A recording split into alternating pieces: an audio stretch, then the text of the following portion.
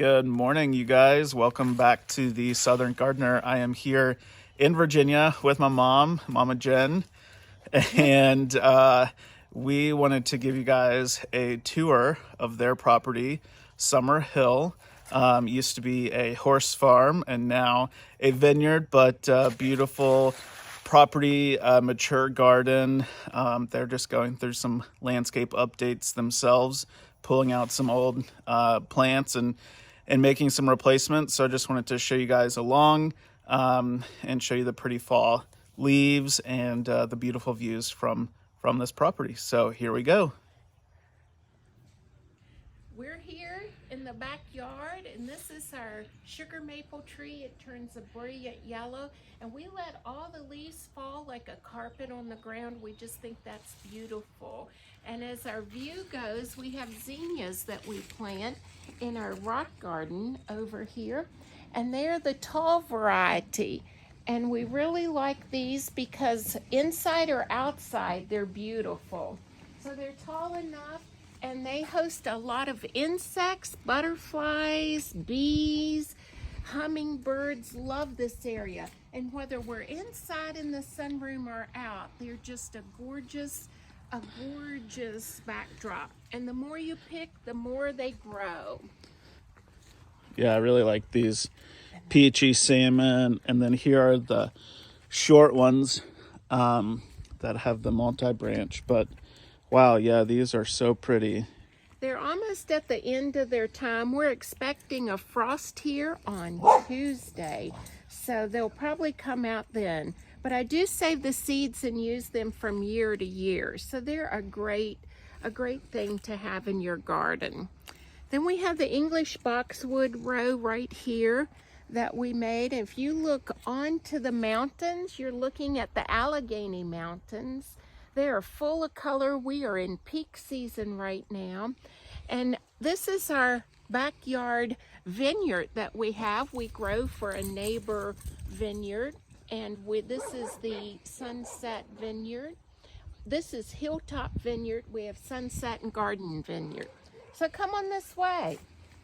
And this hydrangea standard tree, I remember when we planted this and when I lived here growing up, I remember helping plant this tree, and look how huge the trunk is on this. But it is just an awesome example of a hydrangea tree with these really pretty blooms on them that've got some fall color here. And this tree is probably at the end of its life, but we'll replace it with the same type of tree because it adds a pop of color this time of year. And it's not a huge tree that blocks your view. The dog you see racing around the yard is Frida, and she does not like buzzards at all. So she keeps all the birds out of the vineyard. She's the vineyard dog. And you guys just had some trees removed. So here's a mulch left over from where they ground up the stump. And we saved the mulch in a pile to do big chips on the garden and the beds then. But we took them out to enhance our view here of the mountains. And the sunset is what you're seeing this direction, and it's just a gorgeous evening place to come and gather with friends.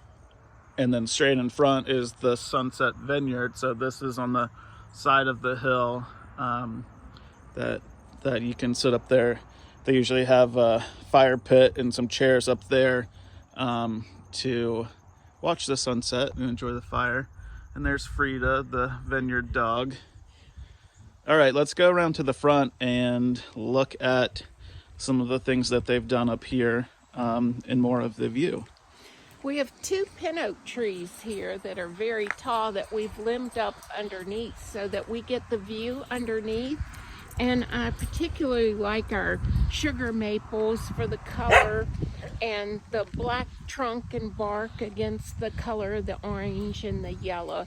And our burning bushes will turn red. They haven't turned yet, but they're a real pop of red color. And then here's the front walk.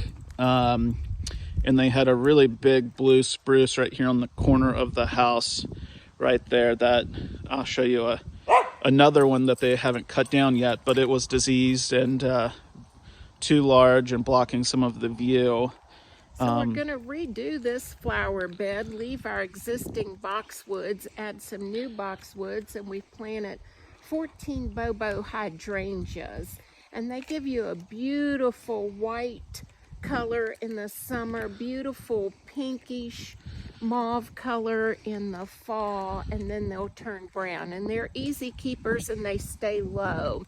Our hydrangea before were just huge, but they had a problem with weak stems. So we're going to replace some more. We love hydrangeas. We love boxwoods.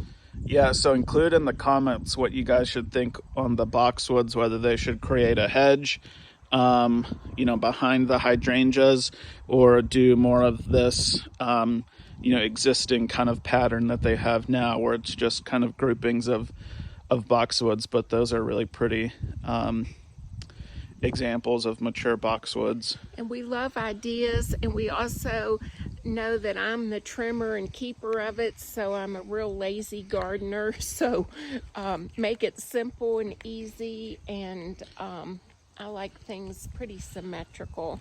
And this is the garden vineyard over here, and we got 22 tons of grapes off of it this year, so we had a real good harvest. So we really enjoy having grapes and view. And this flat area here, this used to be the riding ring that was our horse barn, and then this was our riding ring here, and then you could sit up on the porch and watch whoever was riding, and have access, to the kitchen and bathrooms and stuff. So that was really nice. But now it's planted back with grass and mowed as part of the front lawn here. When we have events here, we put chairs and things out, and the speaker stands on the front porch, so it makes a really nice area to entertain. We've also offered it up for some weddings here. So let's walk around to the box gardens. Right now, the time of year, everything's kind of at the end of the season. We'll have to bring you back in the spring and the summer and show you what it looks like there then. But the box garden ideas are really great ideas.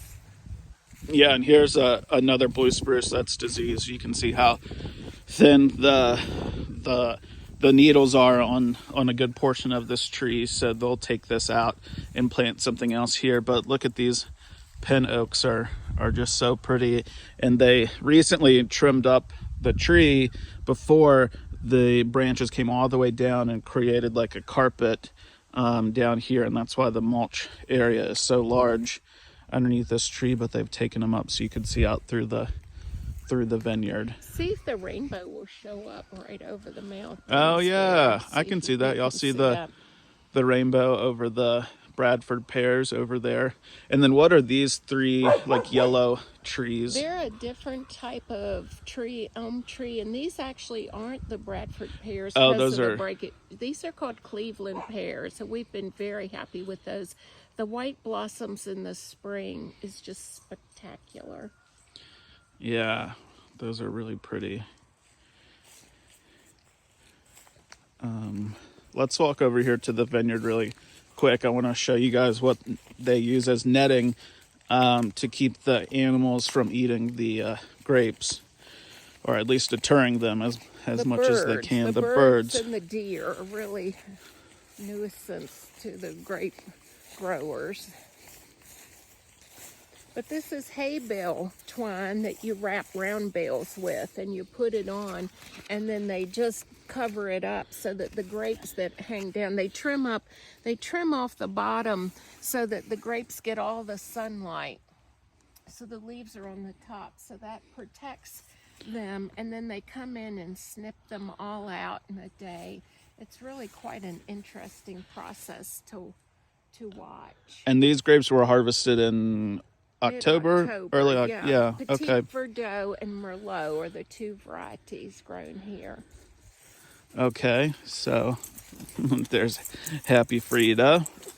Frida got sprayed by a skunk recently, so she's a little stinky still. But this is the box garden, and then there's a little dog door there for Frida to get into the basement, which is heated and cooled for her out of the elements. But this is... We used fence posts that we took down, old fence down on the farm, and we saved them, and then we built these box gardens up so that when I had a back injury, I didn't have to get down so low to garden. So we have an herb garden, and we had great tomatoes. We had a pumpkin vine. We have a compost back there. It's really fed us all summer long with just these 3 plots.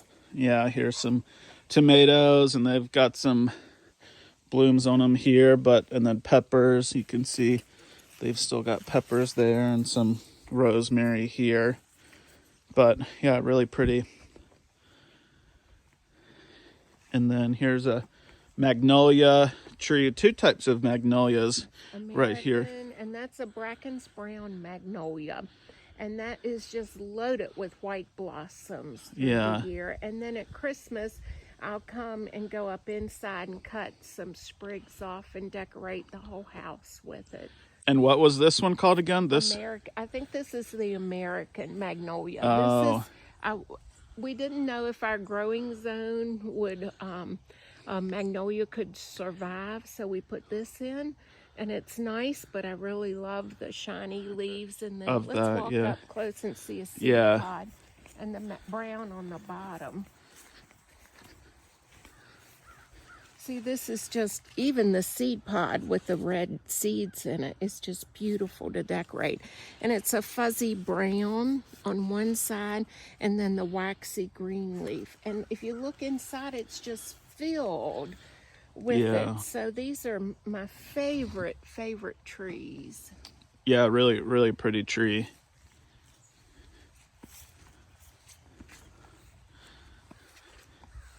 And now we're kind of back to where we started on the patio. Thanks for joining us for Yeah, thanks everybody. And thanks for the tour of the house. Certainly. And look at these awesome succulents, hen and chicks. And they grow within the rock steps there. So cool. But just one more shot of this amazing view. It's a beautiful October Sunday morning, and just a beautiful yellow tree right there. But thanks for watching, and we'll see you guys in the next video.